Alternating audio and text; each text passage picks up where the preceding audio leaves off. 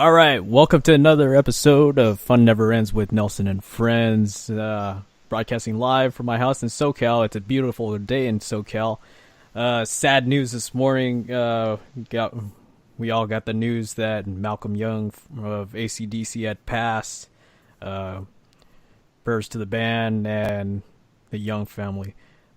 We got a great show for you today. I saw this girl over at Santa Fe Springs Swap Meet May of 2014 when she was jamming with Van Halen on Unchained. Great person, awesome guitar player. Live with me via Skype is Lexii Lynn Frazier. Lexii, how you doing? I'm good. How are you? I'm doing great. It's been a while since I've seen you, so it's I nice know. to hear Trust you me, again. it's been pretty crazy, to say the least. And you had a rough couple of months after your diagnosis with aplastic anemia. Can we get an update of how your condition is currently? I'm still doing the same. It's a long process, and I was diagnosed in July, and I'm definitely not better, but I'm or cured, I should say. But I'm feeling a little better, definitely, than I was in the beginning. But I still have a long road to go. I'm definitely not okay, if or better or anything, because it's not that simple. But just taking it day by day and doing the best I can with everything that comes my way, and that's basically all I can do. So just trying to hang in there, taking meds and keeping up with the doctor and everything. At least you're good to hear that you're taking it day by day, and you got a nice little tour coming up with Diamante, and you got a couple days coming up. The kickoff is in a week from this Wednesday, actually, over at the Whiskey A Go-Go. Tell us a little bit about that. So I'm actually not even playing guitar, which is crazy to believe. I'm playing bass. And we're going to go on this little tour coming up, and it's going to be really fun. Everyone's super cool, and Diamante is awesome. I really like working with her, and I'm really excited to go back out and feel like myself for a couple of weeks before, coming back to real life. It's always nice to get away. Dates for that show include, of course, the LA show, and then you guys played the Beauty Bar in Las Vegas, which Las Vegas is a second home for you. Exactly. I'm so excited. I've never seen the Beauty Bar before, actually, so I'm excited to go see something new. Yeah, and then you guys got 4 dates in December, and you got one in Toronto, you got Fort Wayne, Indiana, Milwaukee, Cleveland, Ohio, and those are all opening for Steel Panther. How excited are you about that? I'm excited. I know it's just gonna be really cold, so I'm trying to prepare for that. Living in California, you don't really get a winter, so to say. True. And then again, you could have been living in Florida. It's about the same.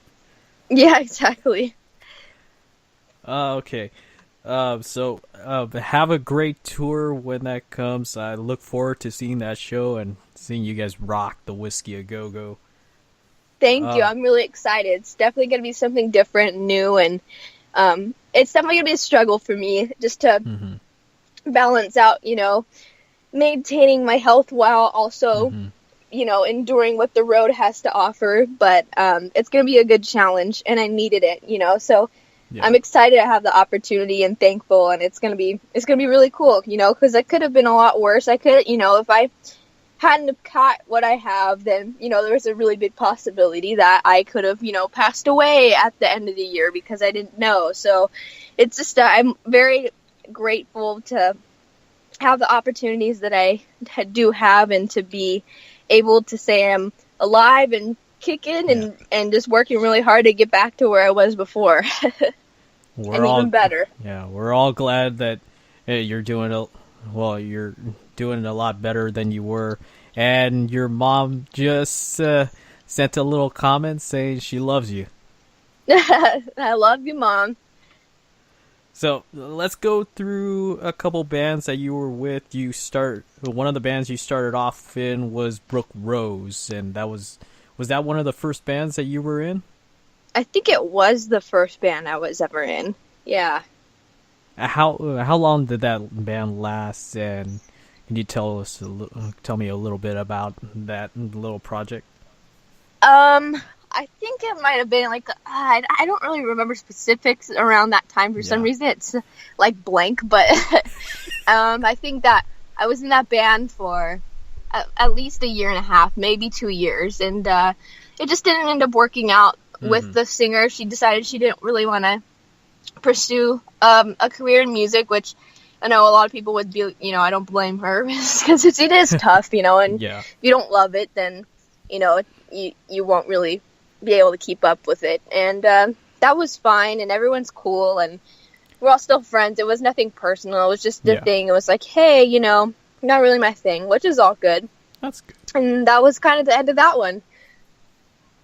And then from there, I know you went during your time spent in Las Vegas. You had jammed with Arena here and there, where you're going back and forth. Tell me a little bit about that experience. So I had actually been in Vegas for soccer tournaments. I was a really serious soccer player. I wanted to take it all the way, and I was on, club teams and serious training, and been playing since I was little. And we always did a Vegas tournament every year. And when I was up there, I went to Fremont Street for the first time, and I loved the bands. I've always been to music, but I was like, oh, I really want to go see all the rock bands and blah, blah, blah. So we went down there and saw the bands, and one of them was Arena. At the time, I had no clue, and I just watched them, and I think they were doing Home Sweet Home was the first song I saw them play, and I was like, this is so awesome. And I think we actually went and looked around Fremont and stuff, and then later on we came back and watched, and I got a chance to talk to the lead singer. I was like, I love this stuff. I love, all the music from this era. I actually play guitar, and I showed them some videos, and they were like, hey, why don't you, come back the next day and see if we can get you up. And they did. And then ever since then, I started coming back to Vegas and playing all the time. And that band, sadly, is no longer together, but everybody's still kind of doing their own thing in Las Vegas. Do you keep in touch with most of them? Yeah, most of them. I guess I was trying to think who was all in the band. I mean, they've had a few drummers and stuff. True. And I'm friends with them all on Facebook. Obviously, I don't live in Vegas, so I can't really see them or anything. But it's all mutual. It's all really cool. They've always been so nice to me. So, I've always been thankful for that opportunity because it's one of my favorite memories for sure. Yeah, there's a lot of cool videos of you on YouTube jamming with them. That's for sure. Yeah. Moving on to the next band, which would change names at the beginning. Well, the beginning of when you joined would be Siren / Micah. I think the first time I seen you was at Molly Malone's, and then later on you guys went on to open for Lita Ford at M15.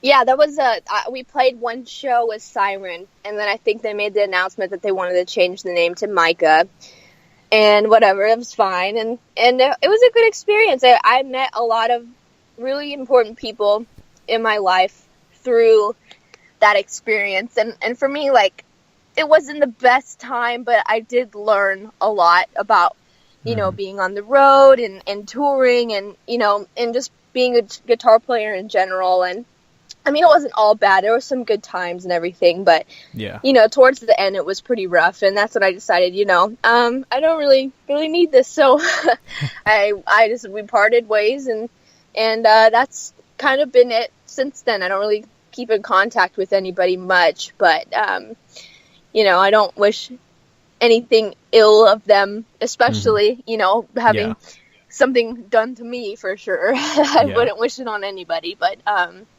it is what it is. It happens, and we just didn't click, and it was fun for a while. Like I said, I met some of the most important people in my life currently from being on tour and meeting people from going to festivals and just being social and stuff. So that was really cool. I also recorded for the first time being in that band, so that was a good experience too. That's right. You guys had a single out at the time too. That was pretty cool. Which I didn't write anything. We weren't allowed to write in that band. It was more just we played on the song and stuff, and I only played guitar on that track, and that was about it. Oh, it's pretty crazy. And then in between that time to leading up to your previous band, you did Randy Rhoads Remember, you jammed with the Moby Dicks over at Vamps, and you did the Monsters of Rock cruise along with the Moody Blues cruise, I know.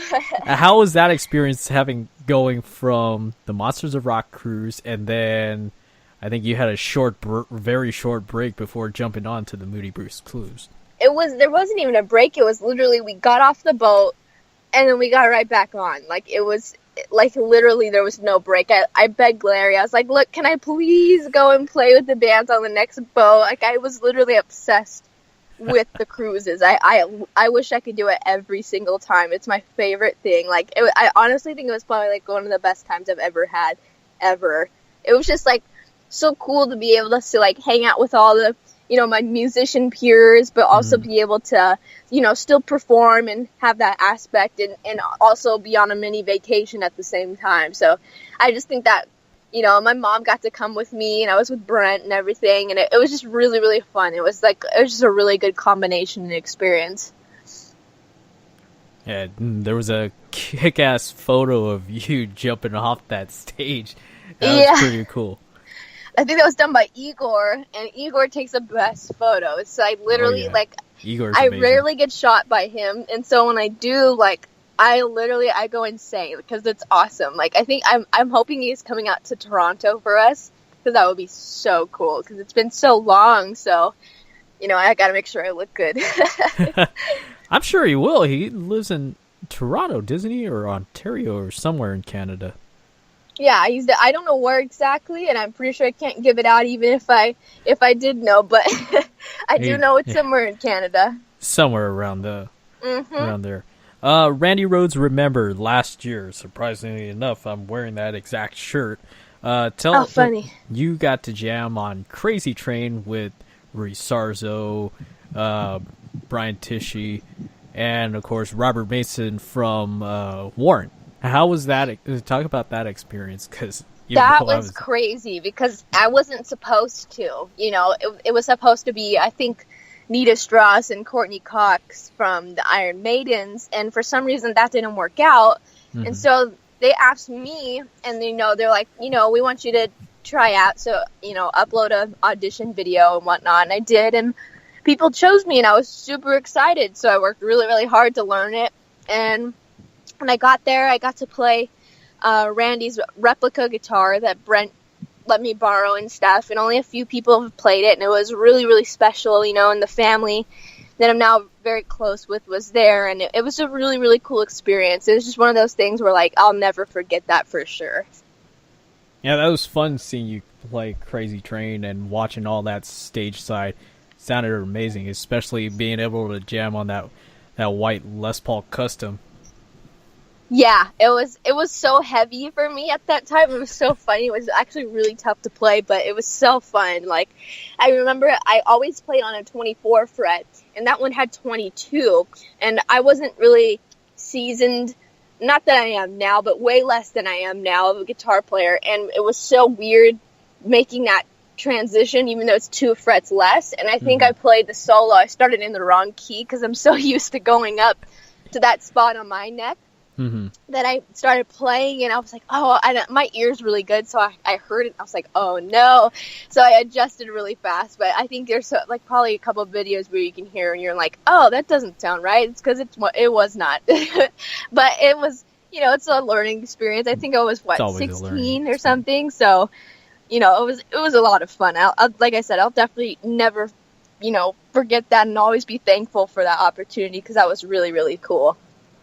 Speaking of opportunities, when I was on the subject of you playing at Vamped, it was a day after New Year's that same year last year.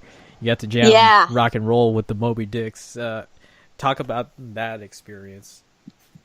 That was awesome. Anytime I get to play with those guys, I have the best time. It's fun.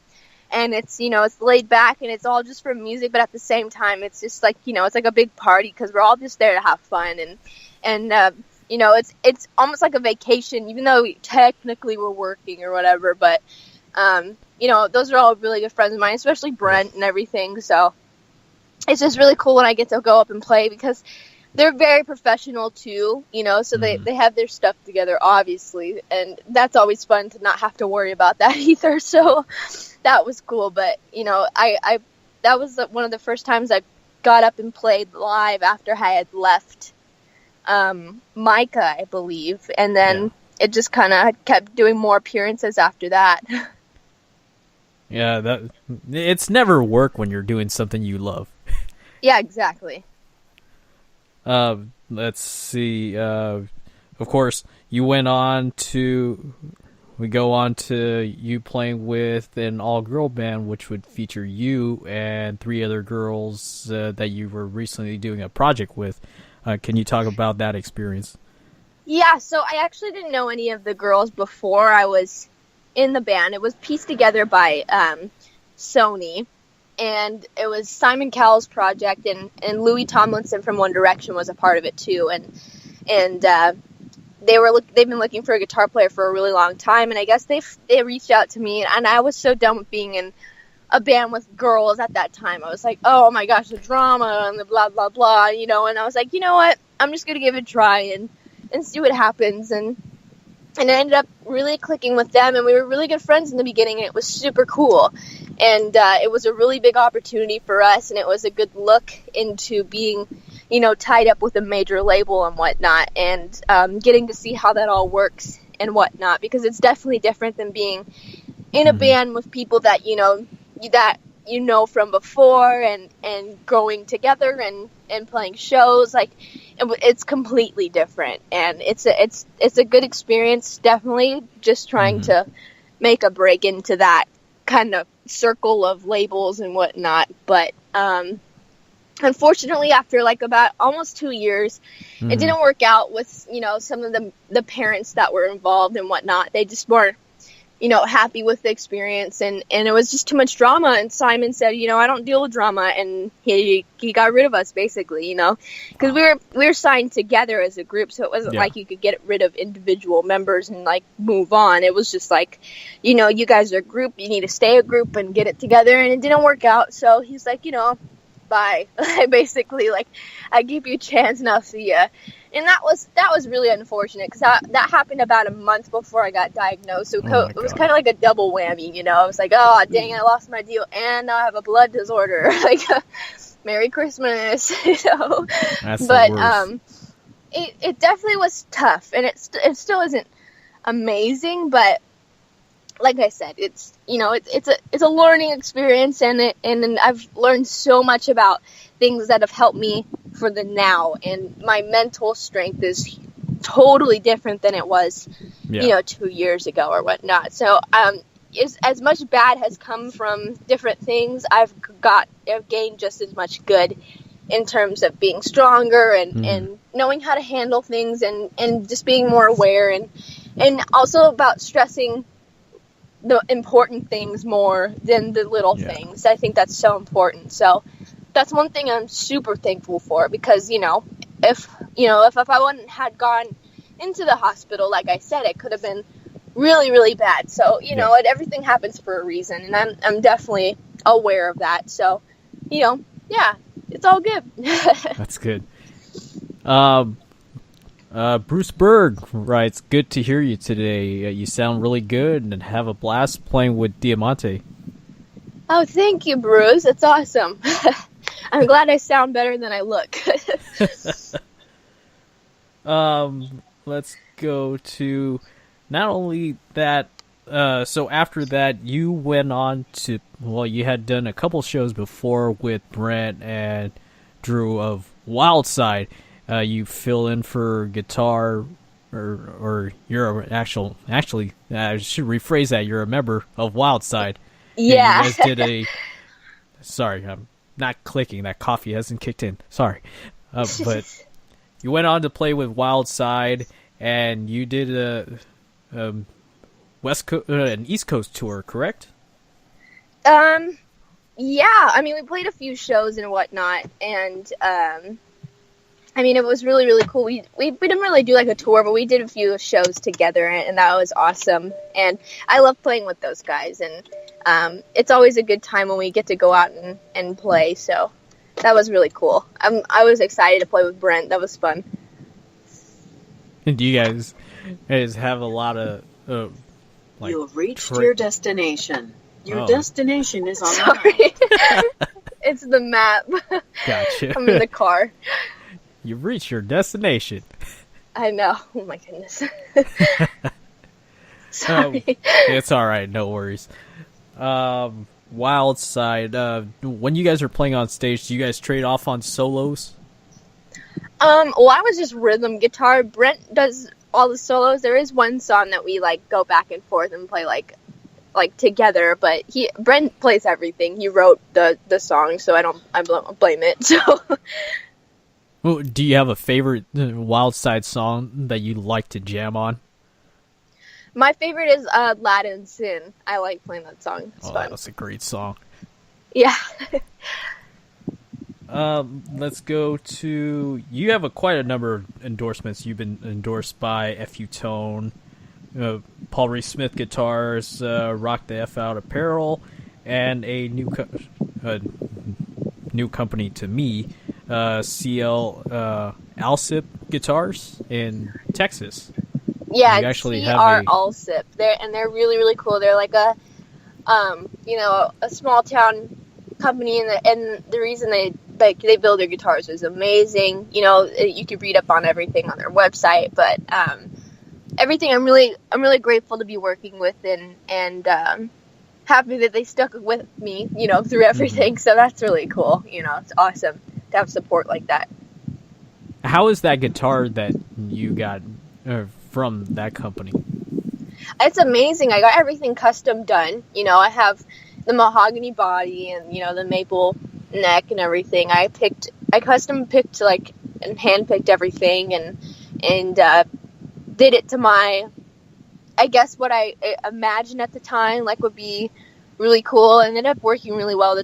The tone is awesome. It's a little bit of a heavy guitar, but it's totally worth it because it makes the tone a lot better. So I'm super thankful for that because that was awesome. I even got my signature on the headstock, which was cool. That's awesome. And Bruce Berg also writes, "You're welcome. Keep rocking." Cool. Talking about going back to Randy, there was a loss of Randy's mother, and you, Brent, and Rowan Robinson, along with a couple other people, got to play an acoustic song at her memorial. Can you talk a little bit about that? Yeah, that was really cool. It was all her students, her former students, and then their students that got up and did a tribute to her, and that was really, really cool. It was really hard because it was so emotional, but it was really, really fun, and it was such a cool experience to do. Just another, like I said, another one of those things where I definitely remember for a long time, be grateful for. How long did it take you to learn that entire song? I know it's an acoustic song, but Randy alone is just a complex but amazing player.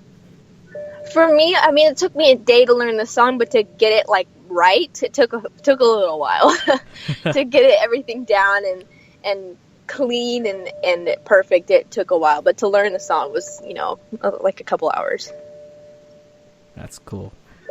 And going back to you mentioning soccer, you had played soccer for quite some time. You gotta make that right turn.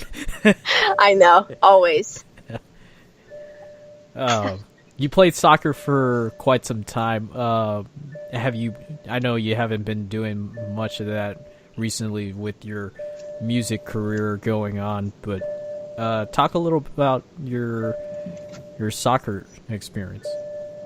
Soccer, I had started playing when I was really little, and my whole family was athletes, and that was what I wanted to do for, years until I turned 12, and I was on an ODP team, which, is like Olympic developmental, and I went on and was trying to take it, all the way. I was looking into college and doing things like that, and then I discovered music and decided that that's what I felt more passionate about, and then that's literally just it. Like, one day, I got injured towards the end of the season, and I was out for a while, and then that was it. Like, that was just literally it. And I kind of just stopped going and started practicing guitar. Like, that's it. All thanks to Eddie Van Halen. Exactly. Now, going back a bit, I don't remember if I actually talked about this. I'm losing my mind. You jammed with Van Halen. How was that experience? I mean, you looked great and sounded great on stage, but actually being there and jamming with that crowd, how was it? That was really, really cool. I mean, I had just finished saying to my mom, I'll never be able to play with Van Halen, but this is probably the closest thing I'll ever get if I get to. And then they asked me to, and I was so excited, and I worked really, really hard on it. And that was a really cool experience. It was like I got to go up and be little Eddie Van Halen for a song, and that was like a dream of mine at the time. So it was still is too, but it was such a cool thing to do. And I mean, I got to meet you out of it, and I got to meet a lot of cool people, and Derek, the guitar player in Van Halen, he's super, super duper cool, and the whole band was, and they were really nice to me, and I really appreciate that kindness goes so long. So oh, yeah. That was awesome.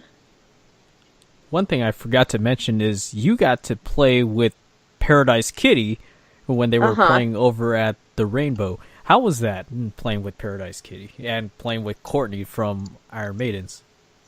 That was a lot of fun. It was another experience, and playing Guns N' Roses songs is not very easy. There's a lot to it, as there's so many parts and different things they have to make sure you get in there. So it was a lot of studying and rehearsing and stuff, and knowing whose part was whose. But in the end, it was a lot of fun to go and and play with them and get to go on the cruise and play a couple songs too. So that was super cool. That's awesome. What do you do? What do you like to do during your downtime? During my downtime, all I can really do is sleep. That's all I do. Listen to music, play music, and sleep and rest, because I don't really have a lot of energy to do much else. So, like I said, I'm still fully in recovering, so just trying to make it work. As far as, I know you love music, you listen to all types of music. Do you have any particular recommendations on bands that people should check out, whether they be new or bands that are unknown to other people? Greta Van Fleet, for sure. I'm obsessed with them right now. I tell Brent that they're my boyfriends. I tell them all the time that. No, but seriously, their music is insane. They're great musicians. They're great writers. And if you haven't heard of them or checked them out already, you definitely need to, for sure. It's very refreshing. I had a friend tell me that the singer sounds a bit like Geddy Lee. See, I get more Robert Plant, but it's still different all in its own. He's got an amazing tone. It definitely brings me back to those times, for sure, of music, but at the same time, they have their own sound, they write their own songs, and it's just really, really cool. And the fact that they're 18 and 21 years old, I think is amazing, and it's super inspiring to me too. So if I don't meet them soon, I'd definitely like to play with them on the bill for something. I don't know what exactly, but I'm gonna make it happen. It's a goal of mine. I'll definitely have to check them out, and that's for sure. That's going to be on my playlist next. Yeah, totally. Should definitely check them out. Aside from this upcoming tour, what, I know it's a long process for you in recovery, but what's next for you? That is a big question mark in my life, actually, because my health isn't persistent. Some days I feel great, and some days I feel like I might be dying. So, it's just it's just one of those things. Like I really just have to take it day by day, like I was saying, and just hopefully, like when I'm like on this tour, like it's gonna be fun. It's gonna be a struggle, but I'm definitely ready.